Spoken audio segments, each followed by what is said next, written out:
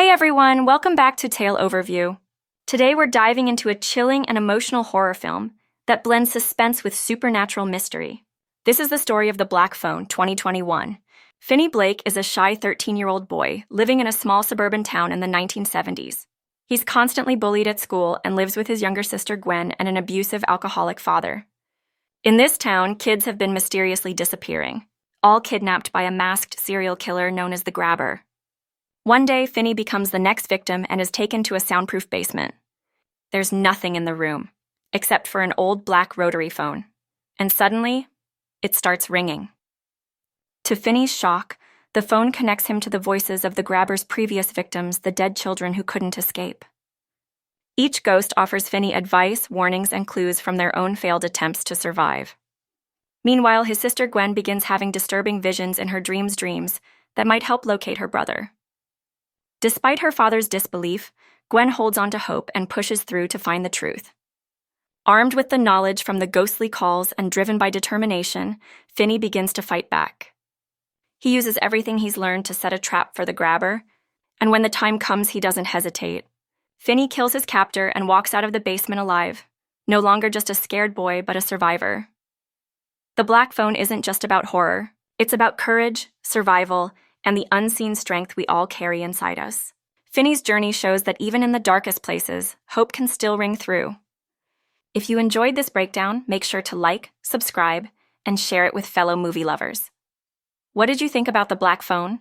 Drop your thoughts in the comments below. Thanks for watching, and I'll see you in the next video. Plot summary of Anaconda, 2025. In the bustling modern world of 2025, a group of friends, now in their 40s and grappling with midlife crises, find themselves yearning for the excitement and camaraderie of their youth. Doug McAllister, Jack Black, a wedding videographer whose dreams of Hollywood stardom fizzled out, feels stuck filming monotonous ceremonies, his creative spark dimmed by routine. His best friend, Ronald Griffin Jr., Paul Rudd, a background actor who spent decades lingering in the shadows of movie sets, shares Doug's sense of unfulfilled potential. Alongside them are a quirky ensemble, a cautious yet witty friend, Steve Zahn, a bold and resourceful woman, Daniela Melchior, a seasoned actress seeking relevance, Thandie Newton, and a charismatic but eccentric local guide, Selton Mello, each wrestling with personal doubts and a longing to recapture past glory. One boozy night, reminiscing about their teenage years, the group stumbles upon a VHS of their favorite childhood film, the 1997 Anaconda, a campy monster flick about a giant snake terrorizing a film crew in the Amazon. Laughing at the over-the-top drama and cheesy effects, Doug has a wild idea. Why not remake the movie themselves? Not as professionals with a studio budget, but as a scrappy DIY passion project to reignite their zest for life. Griff, ever the sarcastic optimist, jumps on board, joking they'll either make a masterpiece or die trying. The others, fueled by nostalgia and a desire to escape their mundane lives, agree, and soon they're planning a trip to the jungle to shoot their low-budget homage. Armed with second-hand cameras, makeshift props, and boundless enthusiasm, the friends pool their savings and fly to a remote region of the Amazon rainforest in Australia, where filming took place from January to late February 2025. They hire a local guide, played by Selton Mello, whose eccentric charm and dubious tales of jungle lore both amuse and unsettle the group. Doug, self-appointed director, envisions a hilarious, self-aware remake, casting himself as a bumbling hero akin to the original Snake Hunter, while Griff, with his dry wit, plays the skeptical sidekick, poking fun at the absurdity of their mission. Thandie Newton's character, a once famous actress, brings gravitas but struggles with the group's amateur antics. Daniela Melchior's role, a tech-savvy problem solver, keeps their gear running, while Steve Zahn's nervous but loyal friend provides comic relief, constantly worrying about bugs, snakes, and their odds of survival. Their first days in the jungle are a mix of chaos and comedy. Doug, brimming with over-the-top energy, directs scenes with exaggerated gusto, shouting lines like, "It's gonna be a big fucking snake and it's gonna rip," as Jack Black teased in a promo clip. Griff, rolling his eyes, ad-libs sarcastic quips, mocking the original film's cliches. You want to get scared? You want to laugh? You want to forget you're alone and sad? The group laughs through mishaps, tripping over roots, botching lines, and battling mosquitoes, capturing shaky footage of themselves reenacting the 1997 plot, where a crew hunts a legendary anaconda. They stage a scene with a fake snake, a laughably bad prop made of rubber and duct tape, and toast to their cinematic genius under the stars, feeling alive for the first time in years. But the jungle, lush and seductive yet sinister, soon turns their lighthearted adventure into a real test. On day 3, a sudden storm drenches their camp, ruining half their equipment and soaking their scripts. The guide, with a cryptic smile, warns of local legends, tales of giant anacondas, far bigger than the 40-foot beasts of the original film, said to lurk in the shadows. Steve Zahn's character panics, insisting they leave, but Doug, fueled by bravado, declares, "We're not quitting. This is our shot at glory." Griff, ever the realist, mutters, "Glory or a group funeral." They press on, determined to film a dramatic chase scene by a river, but strange noises, rustling leaves, distant hisses, begin to unnerve them. The turning point comes when they stumble across an abandoned poacher's camp, littered with rusted traps and eerie bones. The guide, now oddly serious, explains it belonged to a hunter obsessed with capturing a massive anaconda, rumored to be a queen of the jungle, a 50-foot monster of myth. Daniela's character, skeptical but curious, finds an old journal detailing the creature's ferocity, how it crushes bones, swallows prey whole, and vanishes into the undergrowth. Doug, thrilled, sees this as the ultimate plot twist for their film. "Forget the rubber snake. We'll fake a fight with a real legend." Griff counters, "Or we'll be the ones getting faked by a real snake." The group laughs, but tension creeps in as shadows move in the trees. Reality blurs with their script when, during a night shoot, a massive shape slithers through the darkness. At first, they think it's a prank, maybe the guide messing with them, but a low, guttural hiss and a glint of scales prove otherwise. A giant anaconda, far larger than any they'd imagined, emerges, its eyes gleaming with a terrible beauty. Steve Zahn's character shrieks, dropping the camera, while Doug, in a mix of terror and excitement, yells, "Roll it! This is Oscar gold." The snake, uninterested in their cinematic dreams, lunges, forcing them to scatter. Daniela grabs a machete. Thundee's character rallies the group with a steely command, and the guide mutters cryptic advice, "Don't look it in the eyes." What follows is a heart-pounding blend of chaos, comedy, and horror. The anaconda, a 50-foot behemoth, pursues them through the jungle, its coils snapping trees like twigs. Doug, still clinging to his director role, tries to direct the snake, shouting, "Cut to the chase scene," as they flee. Griff, dodging a strike, quips, "This thing's not union, it doesn't take notes." The group's survival instincts kick in, mirroring their remake's plot, but with real stakes. Daniela rigs a trap from camera gear and vines, hoping to slow the beast, while Thundee's character, drawing on her acting grit, distracts it by reciting dramatic lines from the original film, baffling the snake and the group long enough for a retreat. The jungle becomes a character itself, its dense foliage, muddy rivers, and sudden waterfalls amplifying the danger. A hilarious yet tense sequence sees Steve Zahn's character slip into a swamp, flailing as he imagines the anaconda beneath him, only for Griff to pull him out, deadpanning, "You're safe, unless leeches eat you first." The guide reveals a half-truth. He's encountered this snake before, losing a friend to its coils, and believes it's drawn to their noise and chaos. Doug, undeterred, insists they film the epic showdown, rigging a net from their torn tents to capture the beast, blending their movie-making dream with survival. As night falls, the anaconda corners them near a crumbling ruin, a relic of some lost expedition. The group, now bonded by fear and resilience, devises a plan. Daniela and the guide set a fire to disorient the snake, while Thundee and Steve Zahn lure it toward the net. Doug and Griff, in a comedic yet heroic moment, bicker over who's the leading man as they hoist the trap. The anaconda, enraged, thrashes free, its scales glinting in the firelight, and coils around Doug, squeezing tight. Jack Black's manic energy shines as Doug wheezes, "This is method acting." Griff, in a rare, earnest moment, grabs a fallen branch and jabs the snake's eye, freeing his friend. The climax erupts in a wild, absurd battle. The anaconda, a 500-kilogram muscle of nature, chases them to a rickety bridge over a raging river. The group, now a tight-knit unit, works together. Daniela cuts ropes to weaken the bridge, Thandiwe tosses burning branches, and the guide chants a mysterious local incantation, claiming it calms snakes.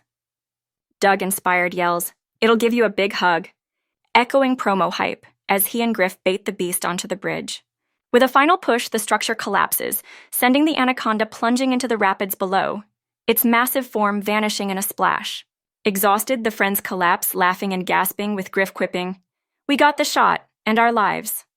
In the aftermath, they sit by the river, battered but alive. Doug, reflecting, admits the jungle taught him more than any film set: courage, friendship, and the value of chasing dreams, even crazy ones. Thandiwe's character, renewed, vows to take risks in her career again. Daniela, grinning, salvages a memory card with their chaotic footage, joking, "This'll go viral, or get us sued." Steve Zahn's character, still shaky, mutters, "I'm never watching a snake movie again." The guide, enigmatic to the end, hints the anaconda might still lurk, but wishes them luck. As they limp back to civilization, they decide to finish their remake, not for fame, but for themselves, a testament to their wild adventure. Their journey home is bittersweet. Doug and Griff, now closer than ever, edit their footage, blending real anaconda chases with their goofy reenactments. The result is a messy, hilarious, terrifying film, a meta-nod to the 1997 original, complete with their bickering, bad props, and genuine peril. They screen it for friends who roar with laughter and awe, calling it a cult classic in the making. The group, once lost in midlife doldrums, finds purpose. Doug rediscovers his creative fire, Griff embraces his wit as strength, and the others shed their doubts. The film ends with them toasting, "To the jungle, to friends, to the biggest fucking snake," as the screen fades to a shot of the Amazon, a faint hiss echoing in the distance. Detailed storyline of Squid Game, Season 3, the beginning of Season 3, Gi-hun at his lowest point. Season 3 picks up immediately after the failed rebellion in Season 2. Seong Gi-hun is at his lowest, reeling from the death of his best friend, Young-bae, and the collapse of his plan to stop the games. Promotional images show Gi-hun tied to a bed, suggesting he might be imprisoned, tortured, or interrogated by the game organizers. Writer and director Hwang Dong-hyuk has stated that Gi-hun will face a critical crossroads where he must decide whether to continue his mission to stop the games or give up entirely, potentially transforming into someone who loses faith in humanity, like the frontman did. This internal struggle sets the emotional tone for the season. New games and escalating brutality. In Season 3, the remaining players, including Gi-hun, face new games that Hwang Dong-hyuk describes as showcasing the lowest depths of human nature. These games are more complex and dangerous than before, forcing players into morally challenging decisions with severe consequences.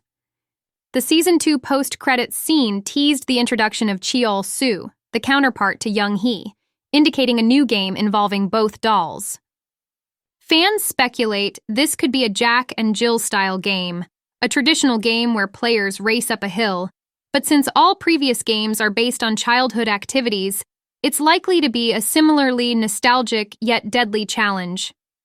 Promotional materials reveal a new game arena called Floral Ground, featuring shadows of Young-hee and Cheol-soo, suggesting this will be the setting for a major game in the season. The conflict between Gi-hun and the frontman. The central conflict of Season 3 revolves around Gi-hun and the frontman, Hwang In-ho. In Season 2, Gi-hun was unaware that player 001, whom he considered an ally, was actually the frontman in disguise. However, the Season 3 teaser suggests Gi-hun discovers this truth, with a scene showing him entering the frontman's room, where the frontman asks, "Player 456, do you still believe in people?" Hwang Dong-hyuk has said that this season will explore the evolution of both characters, Gi-hun and the frontman. The frontman, a former winner of the games in 2015, lost faith in humanity and believes everyone is inherently selfish. In contrast, Gi-hun clings to his humanity despite the immense pain he has endured. This ideological clash will reach its peak, forcing Gi-hun to decide whether to hold on to his belief in humanity or succumb to despair and become like the frontman. Other characters and remaining players, surviving players from Season 2, such as Cho Hyun-ju, player 120, played by Park Sung-hoon, a transgender woman and former Special Forces soldier, Lee Myung-gi, player 333, played by Im Si-won, a disgraced YouTuber and Jun-hee's ex-boyfriend, and the mother-daughter duo Jang Geum-ja, player 149, played by Kang A-shim, and Park Yong-sik, played by Yang Dong-gyun, will continue to play significant roles.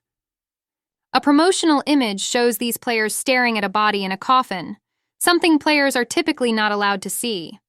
The body is revealed to be Gi-hun, who is unconscious but later wakes up. This suggests the other players might believe Gi-hun is dead before he returns to continue his mission. Kim Jun-hee, played by Jo Yuri, the pregnant woman from Season 2, also has a major role. The teaser ends with the sound of a baby crying, indicating Jun-hee may give birth during this season. Hwang Dong-hyuk has confirmed that the baby will be significant not only to Jun-hee, but to the fate of everyone in the games.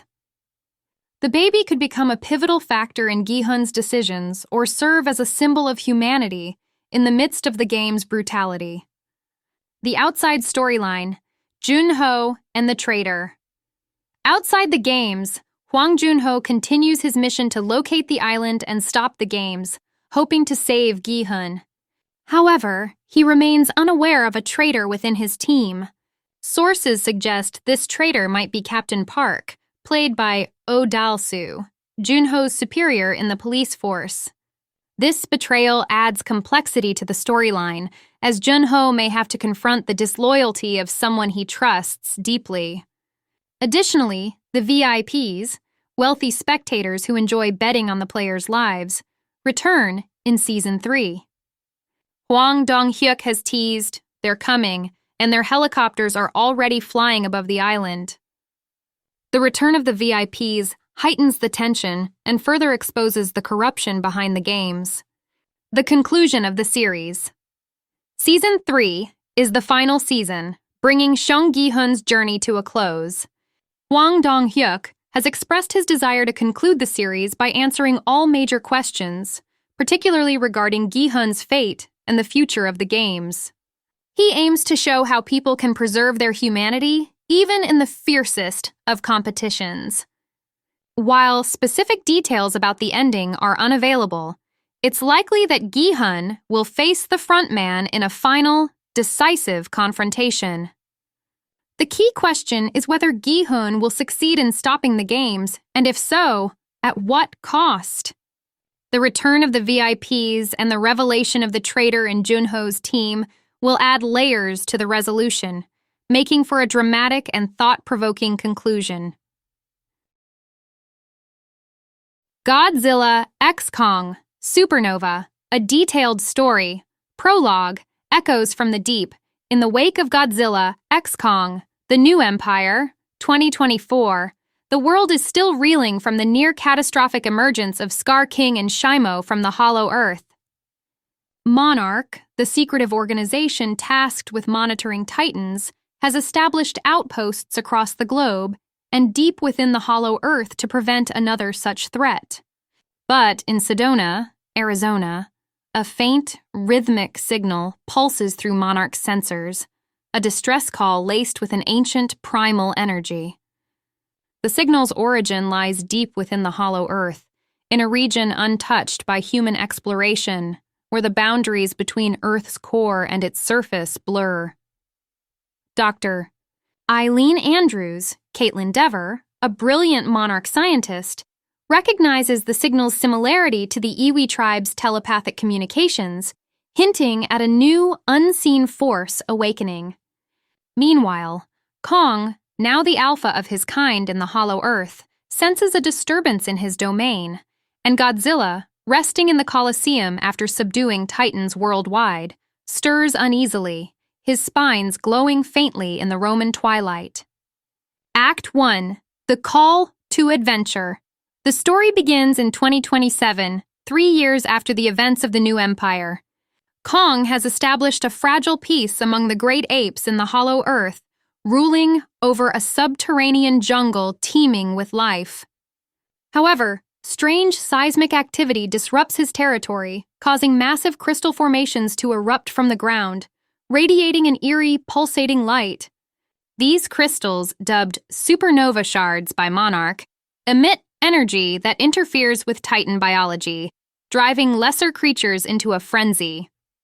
Kong, accompanied by Zuko, his young adoptive ally from the previous film, investigates the source, only to encounter a cavern sealed by ancient Iwi carvings depicting a cosmic entity, a Titan unlike any seen before.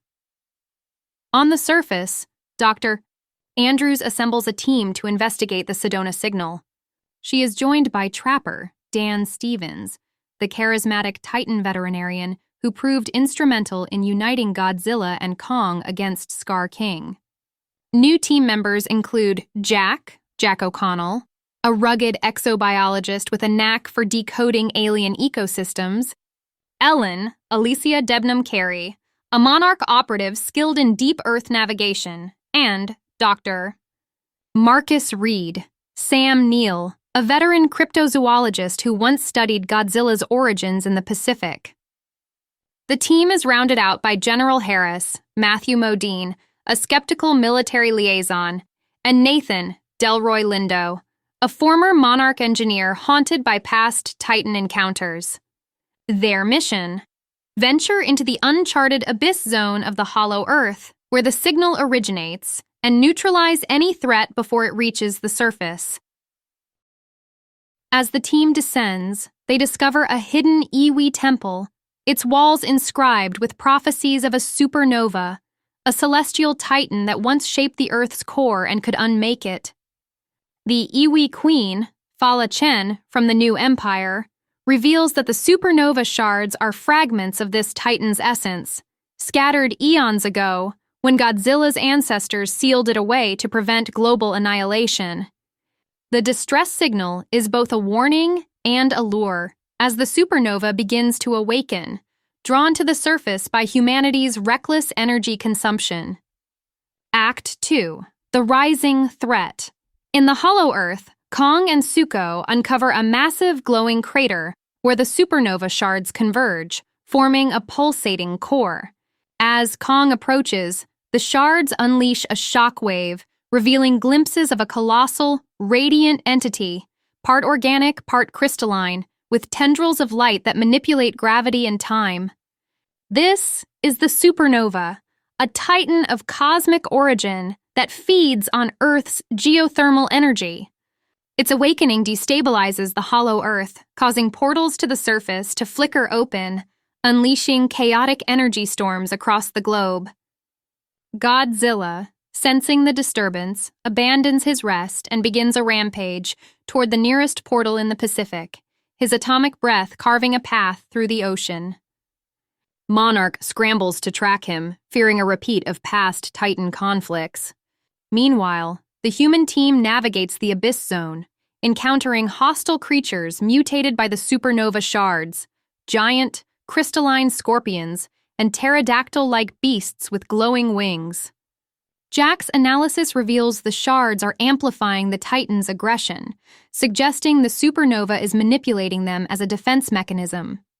Trapper, leveraging his bond with Kong, locates the great ape and proposes an uneasy alliance. Kong, wary but driven by his protective instincts, agrees to guide the team to the supernova's core. Along the way, Ellen uncovers an Iwi artifact that amplifies Gia's, Kaylee Hoddle, returning from the New Empire, telepathic connection to Kong, allowing her to communicate the Titan's memories of an ancient war against the supernova. These visions reveal that Godzilla and Kong's ancestors once united to imprison the creature, sacrificing countless Titans to seal it in the Abyss Zone. As the team ventures deeper, General Harris grows distrustful, believing the supernova could be weaponized to control all Titans. he secretly contacts a rogue monarch faction, setting the stage for a betrayal. Meanwhile, the supernova's influence grows, warping reality around the team. Gravity shifts, time dilates, and hallucinations of lost loved ones haunt Nathan and Dr. Reed, testing their resolve. Act 3. Unity and Betrayal. The supernova fully awakens, emerging as a towering, radiant colossus with a crystalline exoskeleton and tendrils that manipulate energy fields.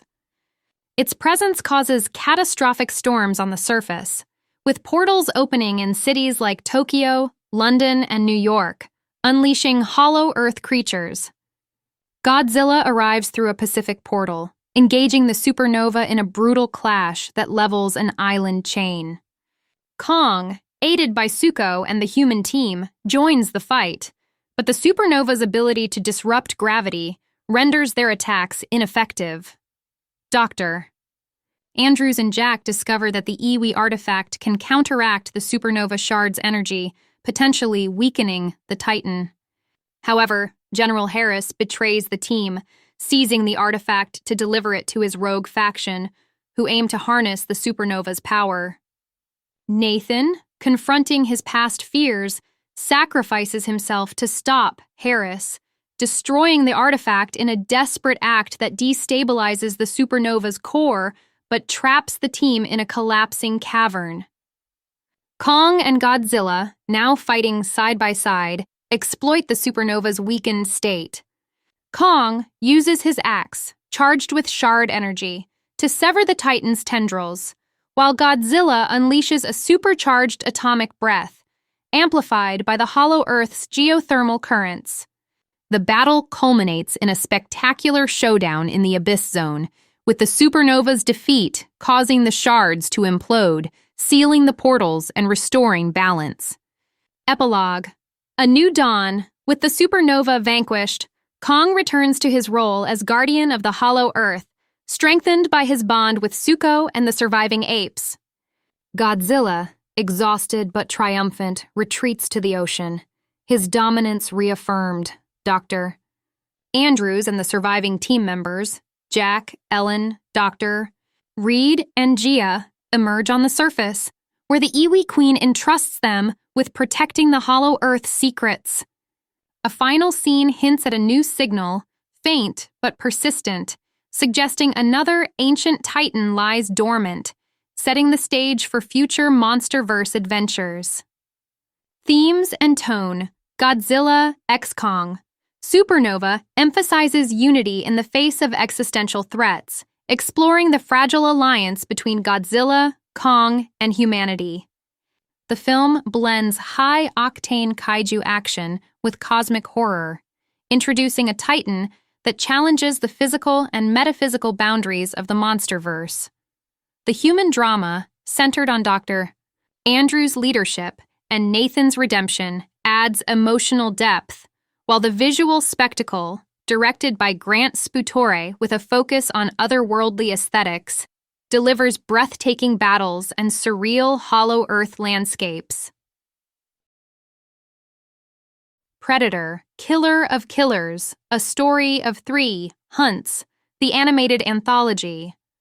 Predator, Killer of Killers opens with a haunting image, a blood-red nebula in deep space where a sleek Yautja Predator ship glides silently.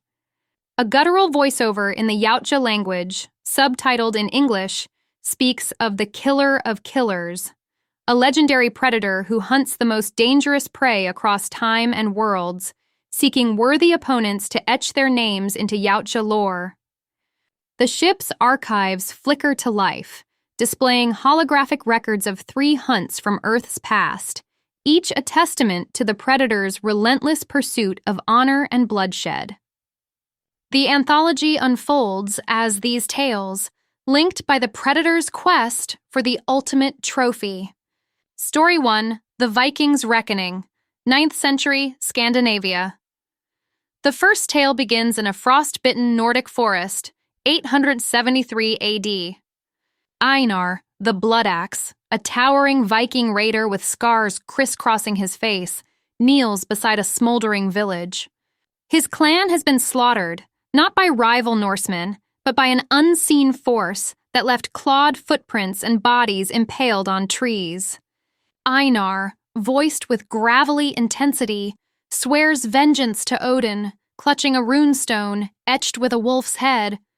The animation style is stark and angular, with muted blues and grays contrasting the vivid red of blood and fire. As Einar tracks the killer, he encounters signs of an otherworldly presence, a shimmering cloak that bends light, a spearhead made of unknown metal, and eerie clicking sounds echoing through the pines. The predator, a lean, battle-scarred Yautja named Catharol, observes Einar from the treetops, its biomask scanning the Vikings' heat signature and weaponry, a broad axe and a sayax dagger. Catharol sees Einar as prime prey, a warrior who has slain dozens in battle, his soul steeped in rage. The hunt becomes a brutal game of cat and mouse. Einar uses his knowledge of the terrain, setting traps with bear snares and luring the predator into a frozen ravine. The predator counters with plasma blasts and wrist blades, its cloaking device flickering as Einar's axe grazes its armor. In a standout sequence, Einar carves runes into his axe during a blizzard, chanting to summon the god's strength. The animation shifts to a mythic, almost hallucinatory style as he wounds the predator, green blood splattering the snow. The climax occurs on a cliff overlooking a fjord. Einar, battered and bleeding, faces Catharol in hand-to-hand combat. The predator's mask is shattered, revealing its mandibled face, and Einar's awe gives way to defiance. He lands a fatal blow, embedding his axe in the predator's chest, but not before Catharol activates a wrist bomb. Einar hurls himself off the cliff into the icy waters below as the explosion consumes the predator. The segment ends with Einar's runestone washing ashore, glowing faintly, as if marked by the gods, or something else. Story 2. The Ninja's Shadow, 16th century, feudal Japan. The second tale shifts to 1587 Japan, in a bamboo forest shrouded in mist. Hana, a kunoichi, female ninja, of the Iga clan, moves like a phantom, her black garb blending with the shadows. Voiced with quiet intensity, Hana is on a mission to assassinate a warlord, but stumbles upon a massacre. Her target's samurai guards lie dead, their armor sliced open by impossibly precise cuts. The animation adopts a ukiyo-e-inspired style, with fluid lines and vibrant contrasts of moonlight and blood. Hana discovers a predator, named Varkesh, stalking her clan's territory. This Yautja is a master of stealth, its cloaking device near perfect, and it wields a kusarigama-like weapon with deadly precision. Varkesh has come to Earth seeking the ultimate silent killer, and Hana's reputation as an untouchable shadow makes her the ideal prey. The predator's biomask analyzes her movements, noting her agility and poisoned shuriken. The hunt is a dance of stealth and deception. Hana uses misdirection, rigging bamboo traps and using smoke bombs to obscure the predator's thermal vision. Varkesh counters with net traps and a spear that emits sonic pulses, disorienting Hana. A breathtaking sequence shows Hana scaling a pagoda under moonlight, dodging plasma blasts that carve through wooden beams. She studies the predator's patterns, realizing it hunts for sport, not survival. In the final confrontation, set in a cherry blossom grove, Hana lures Varkesh into a trap. A network of tripwires tied to explosive powder kegs stolen from Portuguese traders. The predator, wounded but relentless, discards its mask and roars, revealing its grotesque face. Hana, wielding a katana, severs one of its mandibles, but Varkesh impales her with a combi stick. As the predator looms over her, Hana triggers the explosives, engulfing them both in flames. The segment closes with a single cherry blossom falling on a scorched shuriken, hinting at Hana's legacy among her clan. Story 3. The Pilot's Descent, 1943, W.W. Trout Pacific Theater. The final tale leaps to 1943, above a Pacific jungle island during W.W. Tren. Captain James "Hawk" Callahan, a brash American P-38 Lightning pilot, voiced with a mix of grit and charisma, is on a reconnaissance mission when his squadron is obliterated by an unseen force. His plane is damaged, forcing a crash landing on the island. The animation style is gritty and kinetic, with sepia tones and dynamic camera angles evoking wartime newsreels. Hawk discovers a predator named Zorath, hunting Allied and Japanese soldiers alike. This Yautja is a hulking veteran, adorned with trophies from countless kills, including a human skull on its belt. Zorath sees Hawk as a unique challenge, a prey who commands the skies, a domain the predator has rarely conquered. The jungle becomes a battleground, with Hawk salvaging parts from his wrecked plane to craft makeshift weapons, including a flare gun rigged with explosives. The hunt blends aerial and ground combat. Hawk uses his pilot's instincts, navigating the dense jungle to evade Zorath's plasma cannon. The predator, equipped with advanced tracking tech, deploys drones resembling metallic scarabs to flush Hawk out. A thrilling sequence shows Hawk rigging a Japanese bunker with fuel canisters, luring the predator into an ambush that sets the jungle ablaze. The animation pulses with fiery oranges and greens, capturing the chaos. In the climax, Hawk confronts Zorath atop a cliffside airfield, where a damaged Zero fighter plane sits. Using his knowledge of aircraft, Hawk jury-rigs the plane's machine guns to fire on the predator, damaging its armor. Zorath retaliates, severing Hawk's arm with a smart disc. Bleeding out, Hawk lures the predator into the Zero, then ejects the cockpit canopy, sending Zorath plummeting into the ocean. As Hawk collapses, he sees the predator's ship rise from the jungle and vanish into the sky. The segment ends with Hawk's dog tags glinting in the wreckage, a testament to his defiance. Epilogue, the Yautja Archive. The anthology concludes back on the Predator ship in deep space.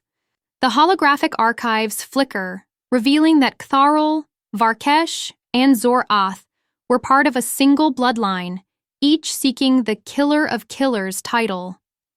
A new predator, studying these records, selects Earth as its next hunting ground, its biomask locking onto a modern city skyline. The screen fades to black with the sound of a Yautja roar, hinting at future hunts.